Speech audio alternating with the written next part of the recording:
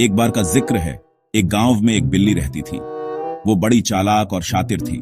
वो हर वेले सोचती रहती थी कि कैसे चूहे को पकड़ के खाए। उसके पास एक बड़ा सा चूहा था जो कभी कभी बिल्ली के साथ मस्ती करता रहता था, पर वो बड़ा सुस्त था। एक दिन बिल्ली ने सोचा, इस चूहे को आज तो मैं लाजमी पकड़ना है। उसने एक प्लान बनाया। बिल्ली जाके चूहे के घर के बाहर लेट गई और उसने अपनी जबान निकाल के एक आंख बंद करके ऐसे दिखाया कि मैं तो मर चुकी हूं। ओह बिल्ली बहन, आज क्या बात है? कल तक तो तू हमारे पीछे पड़ी थी, आज मरने का नाटक कर रही है? बिल्ली ने हिल ना किया। चूहा कहता, चलो जी, आज तो बिल्ली मर गई, अब तो सेफ हूं।